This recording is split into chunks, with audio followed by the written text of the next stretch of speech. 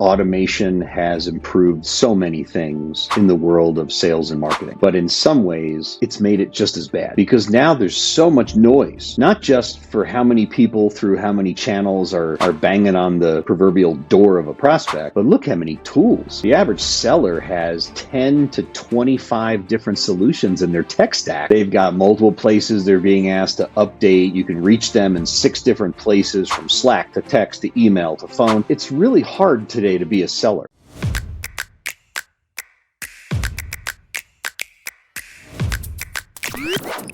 Welcome to Growth Unlocked, Beyond Scale, your gateway to the deeper dimensions of business and personal growth. This series goes beyond traditional metrics, exploring the philosophies, mindsets, habits, and life lessons from those who've successfully navigated the landscape of entrepreneurship and leadership. Peer into the minds of those who've mastered the art of business innovation, partnerships, and those that are rewriting the rules of revenue. Tap into their actionable advice and practical playbooks that can be used to unlock growth in your own world. Welcome back to another episode of Growth Unlocked. I'm your host, Kieran Cron. We're joined today by Mike Barron, Senior VP of Sales at Meriplex, who has driven massive success across multiple startups and established brands, including JP Morgan. From building go-to-market strategies to leading teams through IPOs and M&As, Mike's insights into scaling sales organizations, navigating emerging tech like AI, and aligning stakeholders are game changers that you don't want to miss out on. Mike, thanks a lot for joining us today. I appreciate it. Great to be here with you, Kieran. Awesome. Let's do it. So, Mike, across your pretty impressive career, you've built GTM playbooks, sales strategies, and pricing models. What's the most critical element of a successful GTM strategy, in your opinion, and why? Well, I think all of it starts with, first of all, consistency. So whatever you're going to put in place, I've found you have to be consistent. You have to keep revisiting it, reinforcing it, but then you also have to be adaptable. You can't be rigid. So there's no one playbook that fits every company. I had a conversation yesterday with a startup CEO who was like, I heard great things about the playbook that you did a couple companies ago. We're a common friend of ours. We used to work together. And I said, yeah, but that might not be the same playbook that I'd use with you. Your business is different. Your people are different. You're at a different place in the market. You might pull pieces and parts from each playbook, and that muscle memory is always there. So you're not always figuring things out brand new, and you don't have to experiment all over again every time. But most importantly, you have to keep adapting. And I find that you really have to spend extra time, especially at a senior leadership level, listening to your prospects and, more importantly, your customers, to tell you where you have to go so you can adapt your playbook, because they're the ones buying what you're doing. And if they're really not buying it, they're not sticking around. So be consistent, but then be adaptable and change with the times when things aren't working, and get the buy-in from everybody, from your leadership peers, as well as your whole team. So you're all pulling the same rope up the same hill, so to speak. Yeah, I love that. Particularly the point you made around spending time listening to the customer, right? I think sometimes, senior leadership at different companies, have different priorities, and maybe that's one of the things that potentially falls to the wayside, right?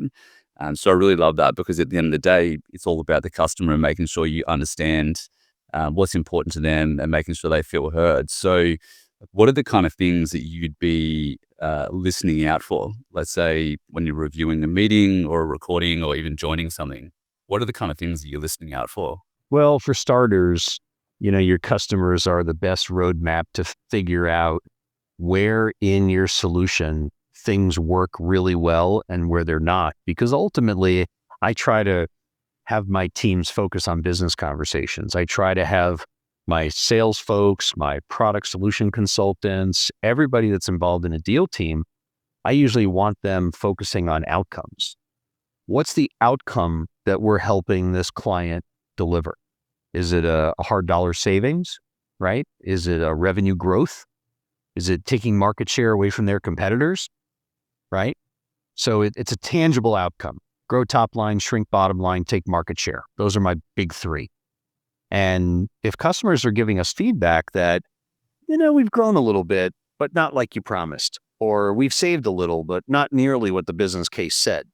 They may not be saying you guys lied to us. They may love us and have a great relationship, but we probably have to tweak expectations and adjust our business cases to take into account that there are some variables maybe we didn't account for. Yeah, I love that. Particularly the talking about outcomes. I mean, that's really why anyone buys anything, right? To achieve an outcome that's important to them.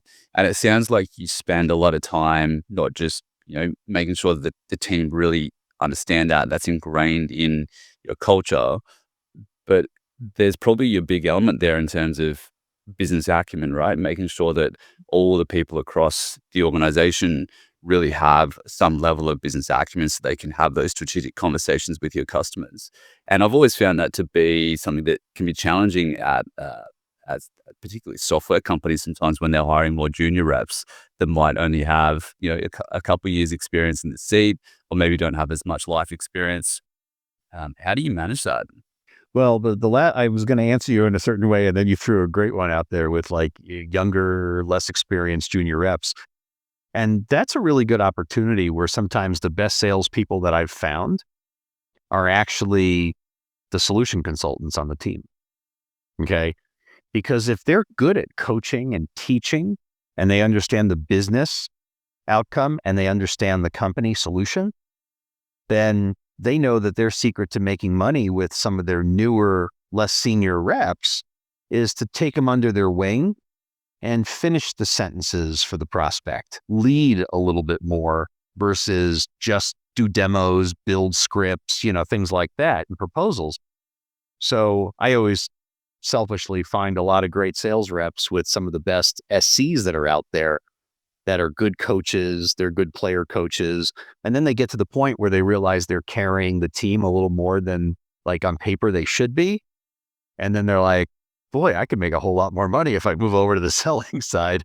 So I found some really great ones in my career. But those teaching moments, myself, my management team, the SCs, those are great examples where you can just coach in between a meeting and you're sitting in a coffee shop and you're debriefing. And you can always talk about what was said or not said or what you should have done. But those are great teaching moments to talk about the prospect's business. Talk about what they do that generates income and how we can impact that so we drive an outcome that leaves us with a happy client who keeps coming back, keeps renewing, and refers us because it's a great solution that's proven successful.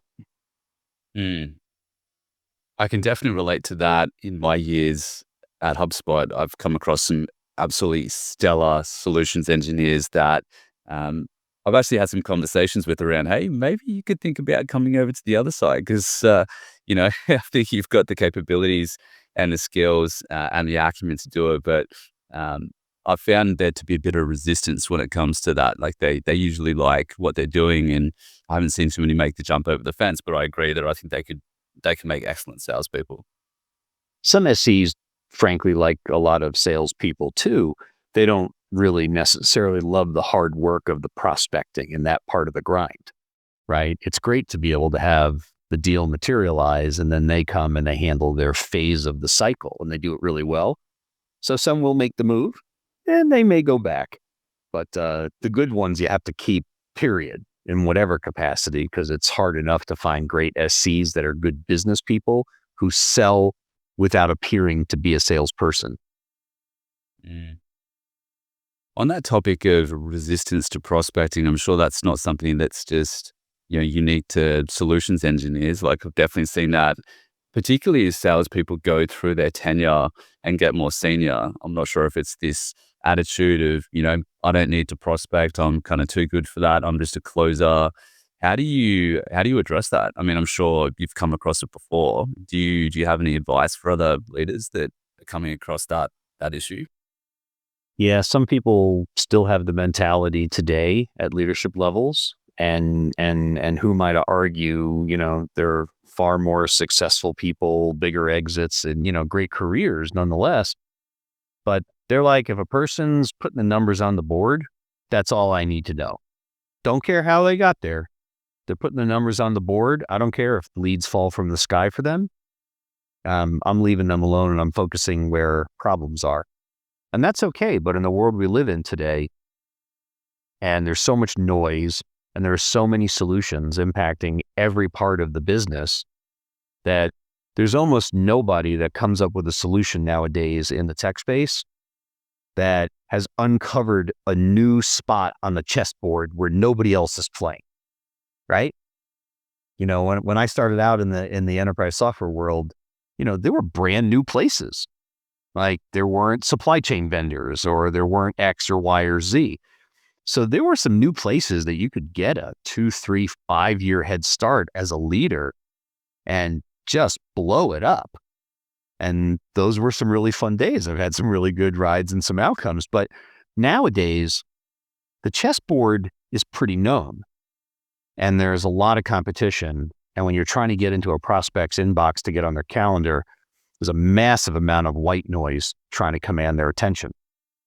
So salespeople have to prospect.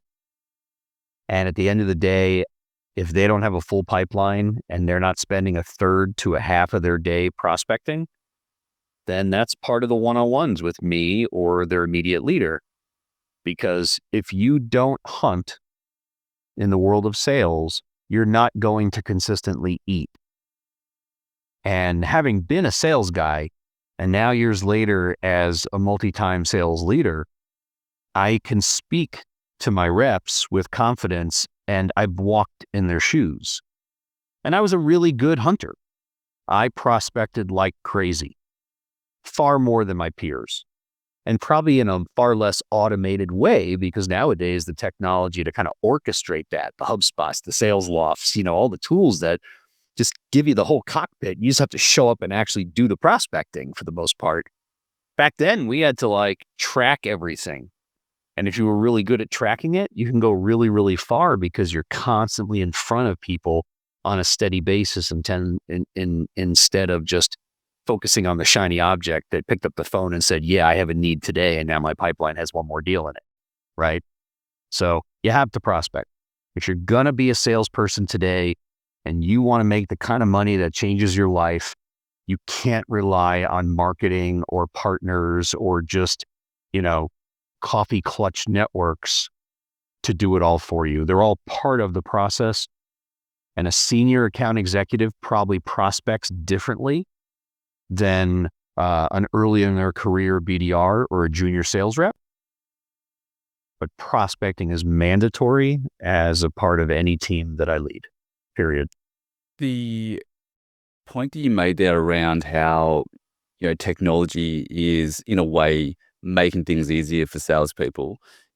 There's all these automation tools that exist, and there's so much more data that exists now through different types of enrichment tools using waterfall techniques, technology that provides salespeople with signals around things that are happening in their market. But there's also this temptation, and I've seen it a lot, and I'm sure you're getting this as well. I mean, dozens of spammy generic messages hitting your LinkedIn, your email inbox. There's so much more noise because salespeople just have the ability just to blast people with relatively generic messaging. What are the things that you're seeing in terms of the most successful salespeople in the organizations that you've been in more recently that's helped them to cut through that noise? Well, that's a really good question. So to go back half a step to be able to answer that, yes, automation has improved so many things in the world of sales and marketing. But in some ways, it's made it just as bad. Because now there's so much noise, not just for how many people through how many channels are banging on the proverbial door of a prospect, but look how many tools. The average seller has 10 to 25 different solutions in their tech stack. They've got multiple places they're being asked to update. You can reach them in 6 different places, from Slack to text to email to phone. So it's really hard today to be a seller. I think it's almost harder than back in the early days of the software industry when things were simpler. And so there were elements that were much tougher, right? Because it was all manual. Now it's automated, but now everybody thinks they can just stuff a new solution in there and solve the problem. And then they don't think about how does it integrate to everything? Is there a clean flow? The sales and marketing, do they have the same information? Are they looking at the same view? You ran your report last night. I ran it this morning. It's totally different, right? So the noise factor, I don't have a good answer for. I wish I did. One of the things I'm actually actively doing right now is I've been consciously spending time through the holidays and into early this year, focusing on 6 or 8, what I call swim lanes, but different use cases for how AI can positively impact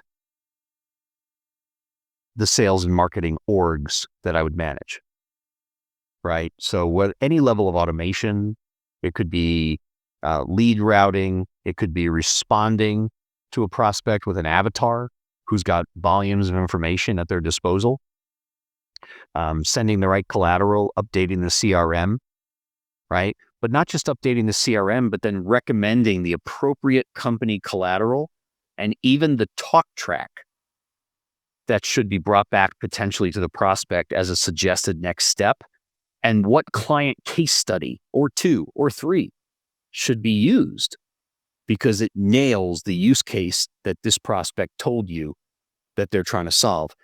So I've identified, my goal is to have 8. I've got 5 kind of solid ones, but I'm trying to build that out. So in my next gig, you're always going to inherit a different scenario. Some good things are happening and some areas are weak spots. And where can I plug in 2 or 3 that would be perfect to have some huge productivity gains in the first quarter while I'm off reshaping and reassessing some of the new org?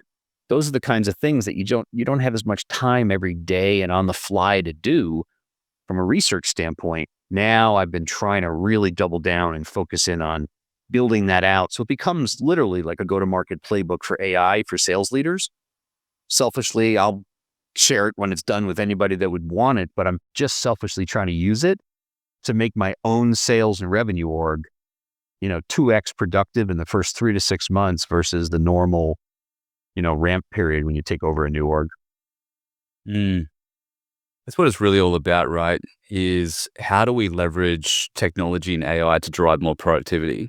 And there are some awesome opportunities, and you touched on a couple of those before, to leverage the tech to essentially use it as an assistant that would take care of certain things. And one of the use cases that we're building at the moment is an AI agent that essentially does research on the contact or the company level.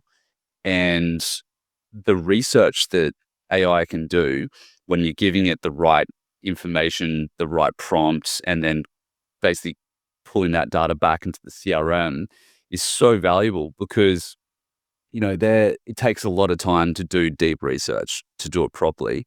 And there's often things that are missed by a salesperson if they're not, detailed enough or they don't spend enough time on that person or that account. And so I'm really excited about that because let's let the sellers do what they should be good at doing, which is reaching out, having conversations, asking thoughtful questions. But let's use AI to essentially feed them the right intel so they can actually have those meaningful conversations. Well, and a lot of people worry that, AI is going to replace salespeople. To a certain degree, there's always going to be some efficiency and some elimination. That's going to happen over time. A 10-person sales org maybe could be 9 with the benefits of AI. I don't know. I'm making this up, right? A 100-person sales org maybe could be 95. But that's still years down the road because the technology is not mature enough to handle anything full cycle. And I don't think AI is going to replace anything except some product-led growth type companies that have one thing, they do it really, really well, and you just don't really need an awful lot of human interaction to appreciate what it does, right? I think AI is right for that area. But selling, as we know, is it's both an art and a science. And so the science, AI can already do a really solid job in tons of different ways. Okay. Can it fully solve the science problem? No, because you lose the context, you lose tone, right? But it's getting better. The art side is still where you need the human involvement. That's where the elements come together. So I'm really bullish on what AI can do, even though I haven't seen an awful lot of use cases that are making or saving money so far, right? It's in its earliest phases of that. And there's obviously tons of investment, but I do like where it's going. And I like that I'm starting to see tools that are really good for use case A, but for use case B, it might be a completely different tool or group of tools because no one size fits all. Yeah, and I think that there's a big difference when it comes to B2B versus B2C, right? If I think about the brands like the Teslas and the Apples of the world, there's a huge opportunity for them, I think, to leverage AI to actually automate a lot of that sales process. I mean, like today, it's pretty wild that you can go onto the Tesla website and buy a car without even speaking to someone, right?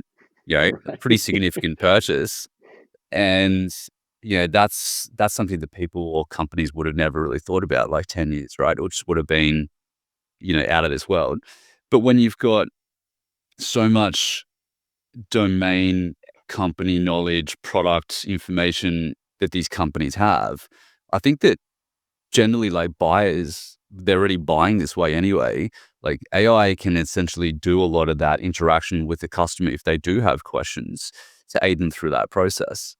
So I think that it's there definitely from like a B2C perspective. B2B, to your point before, there's a lot more complexity to it, right? Like navigating multiple stakeholders across different departments, longer sales cycles, having to run multiple demos, build business cases. So I think there's definitely quite a big nuance between those two different sides. I agree. Earlier in my career, it's nice to see the growth, the maturation process. Years ago, I'd spent a handful of years at a couple companies that were natural language processing and machine learning. And the language models were not like keyword search. They weren't named pairs. If somebody says blue, render this. If they say red, render that. It was using a real library, a language dictionary. The problem was it was really good for helping people from a B2C website. Pretty straightforward what their questions in the search box might be. But if you put that on top of a data warehouse with terabytes of information, it would choke back then, right? Now all those limitations are gone. Just cloud computing and large language models can crank as much as possible. It takes a lot of energy, as we know today. But now it's grown to where what we were selling in the early days, I'd pitch a CFO where they could take this natural language processing engine and sit it on top of their data warehouse. They come in the morning and in everyday English just say, show me how our sales were for the last week in Brazil. They'd have to ask that question, go home at night, come in the morning and see the answer. Whereas today, like ChatGPT and any of the information that you could sit on top of a data warehouse has so much processing power that you combine more evolved large language models that we see all over now. And it's just really exciting, like what's coming next, right? And I'm not smart enough to be the one who's going to predict exactly where it's going, but the tools that I'm starting to tinker with and the stuff that I'm playing around with in these use cases, it's phenomenal. Like it's far beyond what I even thought 2 months ago was capable, only because I hadn't taken it to that level of depth. Oh yeah, we're in this insane space right now where things are just moving so quick. Things have never moved faster, and they're just going to continue to move faster. So it's a wild time to be alive. But that point that you made before, getting back to, really interesting that you were working with and selling really pretty cutting edge, like emerging technologies, AI, ML, NLP, like a while ago before anyone even knew what a GPT was. How did you find the process of educating and selling these pretty radical concepts to non-technical senior execs back then. Wasn't easy. But that part of the fun was back in those days, a natural language processing engine was the equivalent to what AI is doing today. Because the alternative back then was having like a keyword search engine. So this is in like the early aughts. And like I remember a client of ours was Bank of America, and one of the biggest banks in North America. So their website, we were the engine behind it. Before they used us with the natural language engine, there'd be a bunch of, named paired word searches. Somebody says CD rates, bring them back the current CD rates and a little supporting information. But if they said CD rates with no space in between, it wouldn't bring anything back, right? If they put CD and accidentally hit the space bar twice before rates, it wouldn't bring anything back. Unless when you created those pairs, somebody was creating all the possible versions of CD dot rates, CD space rates, and so on and so on. And so it was so manual and so laborious and so boring that companies were just focusing on like their top 10, their top 20, and variations of it. So if you were doing that, you had a pretty decent experience. You got the information that you were looking for. But then they went to a natural language engine that interpreted the actual meaning of the words in relation to the other words as if you're talking to somebody. And while it took an extra beat or two, because the data dictionary had a big footprint, it would bring back in 3 seconds a volume of information in like a painted palette with like little portlets on the screen. The main information, supporting information, cross-sells, upsells, the weather, the stock market results for the day, just surrounding them with enough info to do something productive. The problem was you couldn't really scale that back in that day to the B2B side. And that's where all the money was. So we'd go and we'd sell CFOs. We'd sell CEOs about putting that on top of a data warehouse, letting it power their dealer portal. I remember talking to General Motors back in the day. And I was like, put this on top of your dealer portal.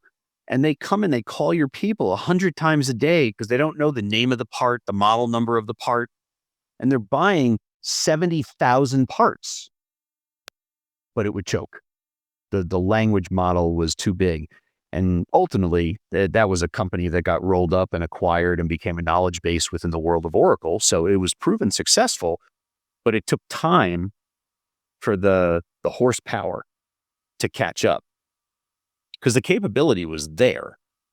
Now, all the horsepower stuff is just a thing of the past. So now you can create whatever model to take it in whatever direction to solve a specific use case, as I like to say, to drive an outcome.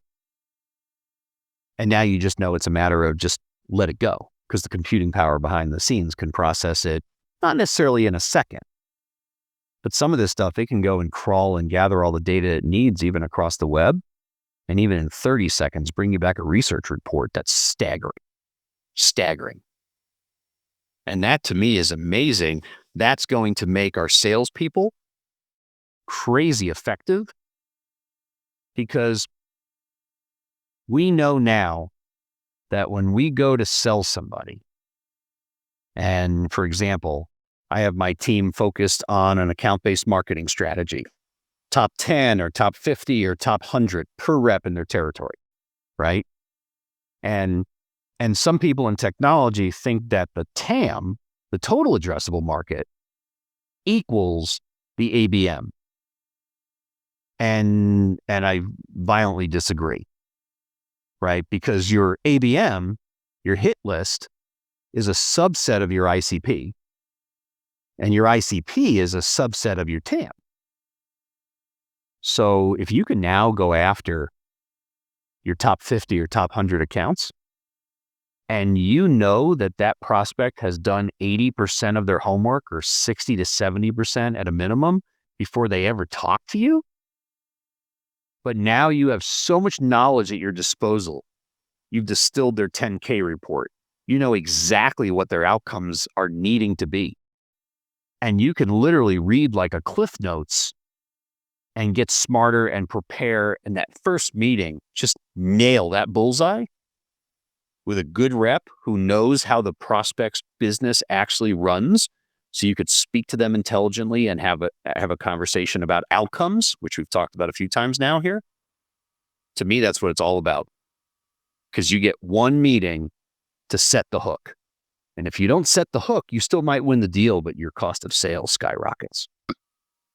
So many great points in there. And you touched on the fact, that you've had conversations with some pretty big enterprise companies, like you mentioned General Motors there before. You've won some pretty huge other logos like Verizon and Toyota. I think at Rimini Street, you sold 9 of the 10 largest deals in the company. What were the key factors that enabled that success, and how can others replicate it? So yes, my teams sold 9 of the 10 largest deals in the company's history. And one of the keys was making sure that there was executive sponsorship on all those accounts. You're not going to go sell Toyota by yourself. Like if you're the greatest sales rep in the world, you'll close Toyota, but selling at that level is a team game. And even selling at the mid-market and small enterprise today is a team game because you have to sell to a team far more than when I was a sales rep, where you probably had 3 to 5 people and sometimes 1 or 2 to convince. Now steering committees, boards are involved on mid-market deals. So when you have all of that, you have to have a good team selling approach. There's always a quarterback, right? The salesperson owns it. They're the quarterback. They set the strategy. They have to be really good at bringing the deal team together internally, briefing for meetings, doing a postmortem after meetings and making sure next steps are clear and everybody's deliverables in a certain time are set and clear. But executive sponsorship is key. When I was at Rimini Street, my president was a great ally, and we used to work on a lot of the largest deals either together or divide and conquer based on timing and schedules. And make sure that you're willing to roll up your sleeves and do anything for the prospect, regardless of whose role it is to do it. Okay. So I've always been willing to get in the trenches, help the team, but be that sponsor, talking with the prospect, talking them through what other clients similarly sized are doing and how they overcame objection A or objection B, right? There's always some. But part of the problem when you're dealing with really large accounts is you got to focus on what I mentioned earlier. Are you saving money, helping them drive revenue, or taking share from their competition? Is there an outcome? Is this going to improve EBITDA? Could you help save them so much money in tangible hard dollars that they don't have to pull down their line of credit and put their business in a riskier place by doing it, right? I remember my team years ago was selling a deal to General Motors. And it was around the time when the big automakers were taking bailouts from the government in the US. So General Motors was a big Siebel shop. He used a ton of Siebel software. And the CIO at the time, his problem was that Ford had been taken over by the guy who used to run Boeing. And Boeing was such a cash-intensive business that when the economy started getting shaky in the States and he took over as the CEO of Ford, he turned around and pulled down Ford's entire line of credit and stuck it in the bank in cash. If I remember, it was about $3 or $4 billion. They never had to take a dime of government bailout money, and they were able to prop up their suppliers. Ford got the pro-American vote for quite a while because they weren't taking bailout money. But it's all perspective.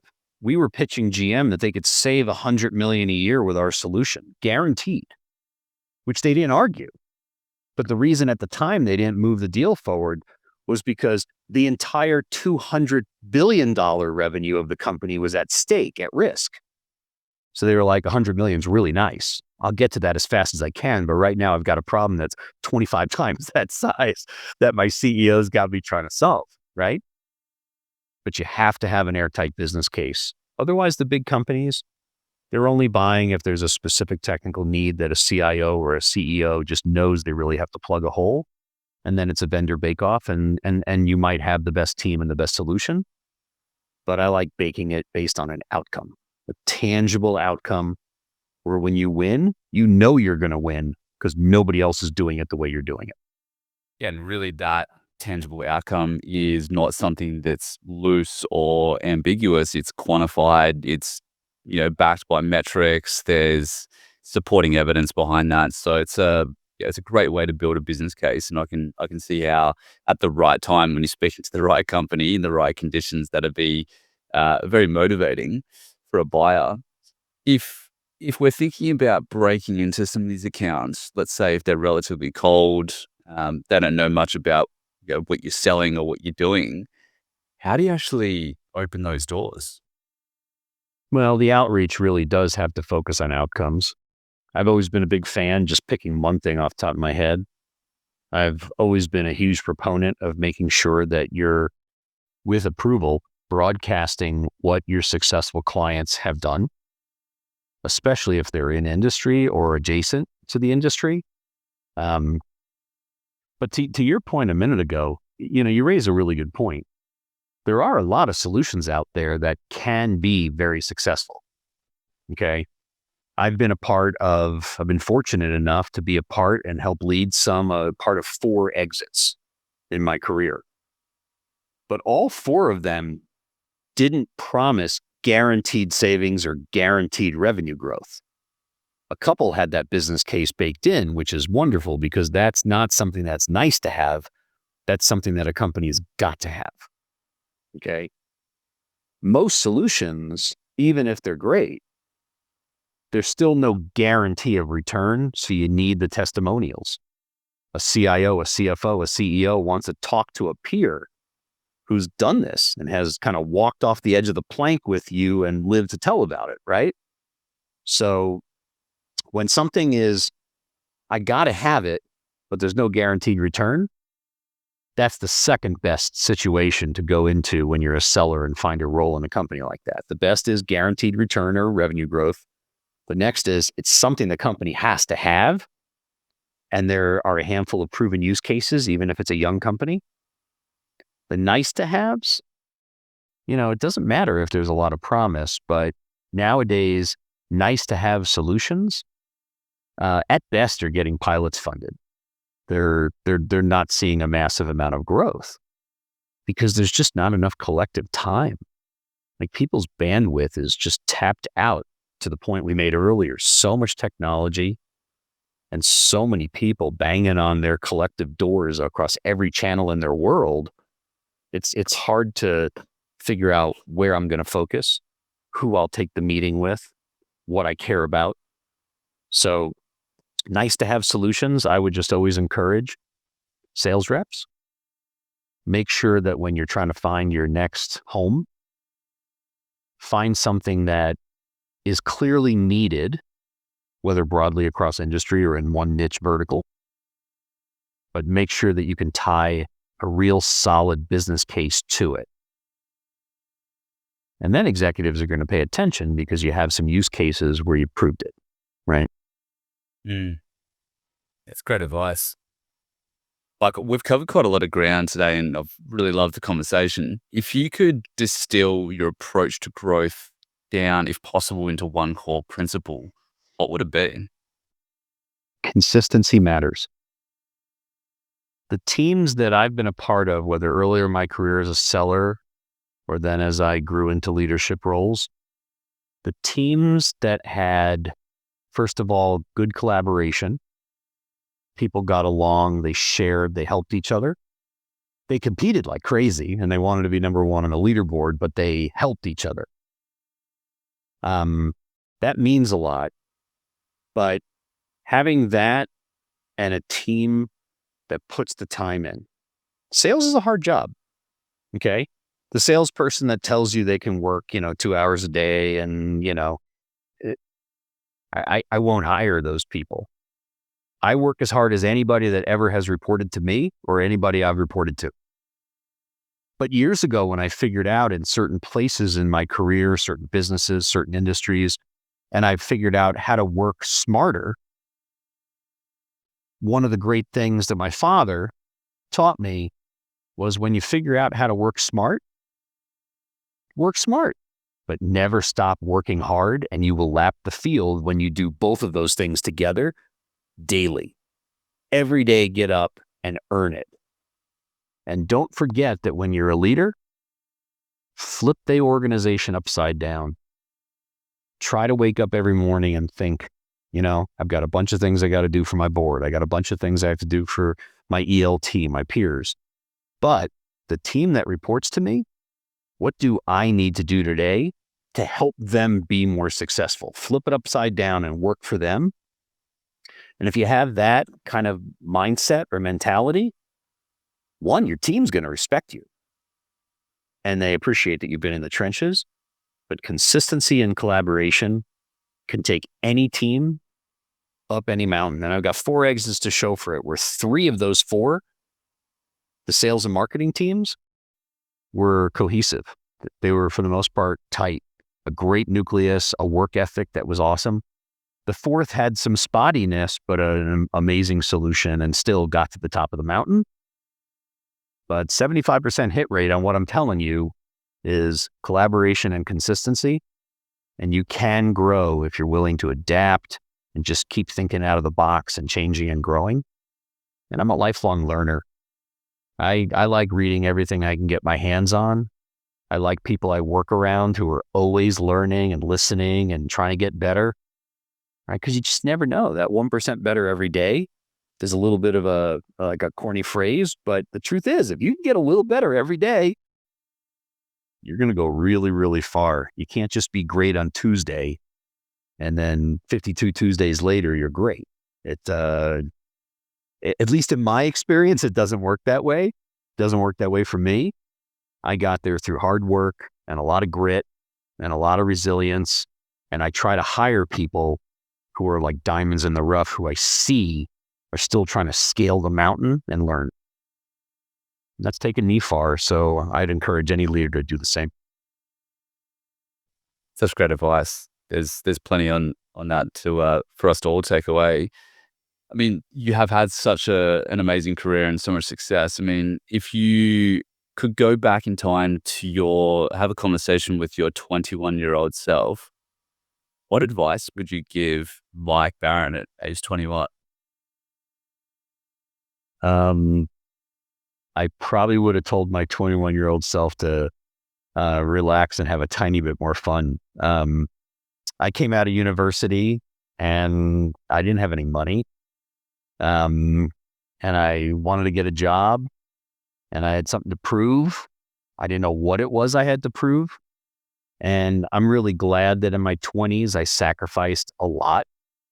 Had plenty fun with friends and used to love camping and traveling and all that kind of stuff. But by working really, really hard and figuring out what I'm good at and figuring out like where I'd like to be good at that thing or two and keep doing it.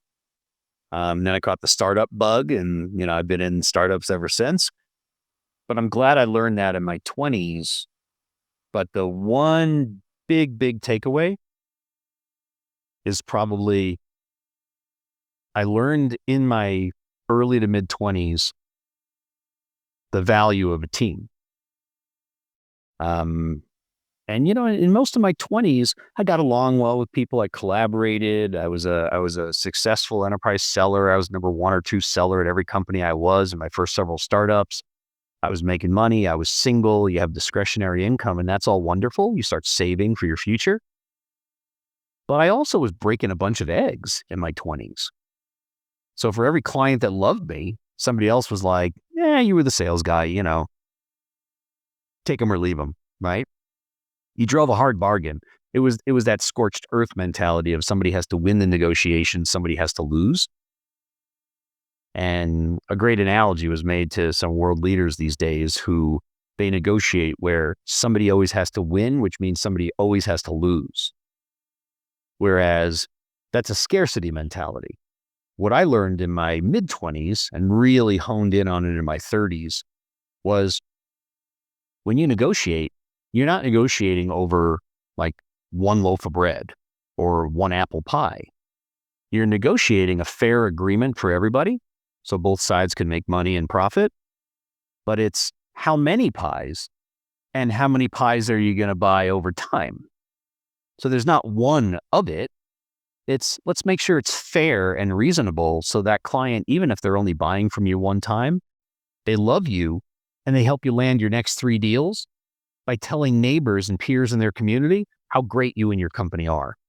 And it took me a while to learn that, and that translated into bringing teams along for the ride, right? And making sure people are being heard, making sure they're being taken care of. And my last several go-arounds, that's kind of been a hallmark where a bunch of these people, I'm flattered when they want to continue working with you the next time around. And that's really what it's all about. Makes it a little easier. That's awesome. Some very sage advice there, Mike. So appreciate your wisdom there. To round it out, where can listeners connect with you, learn more about you? What's the best place for them to do that? I'm on LinkedIn. I don't post a ton, but I'm pretty active. For anybody that's ever in the States, they could find my wife and I and my friends and I at a lot of live music. We're big live music buffs, and we're 20 miles from Red Rocks Amphitheater, which is one of the greatest music places in the world to see live music. But in Colorado, we just have a wealth of great venues. But LinkedIn primarily. And if anybody wants to reach out, I'd love to engage. And if I can help somebody's journey along the way, I'd be more than happy to. Awesome. Mike, thank you so much. Really appreciate your time, and it's been an absolute pleasure. Thanks for having me on, Kieran. It's great to catch up again. We'll talk soon. Likewise. Cheers. Bye for now. Thanks for listening to this episode of Growth Unlocked Beyond Scale. If you enjoyed the show, it would really be appreciated if you can leave a 5-star review wherever you consume your podcasts. And while you're there, why not subscribe to the channel so you don't miss any future episodes? If you'd like to learn about how to drive profitable scale in your business, gain clarity on your direction, and improve your business valuation, click the link in the show notes to connect with Kieran.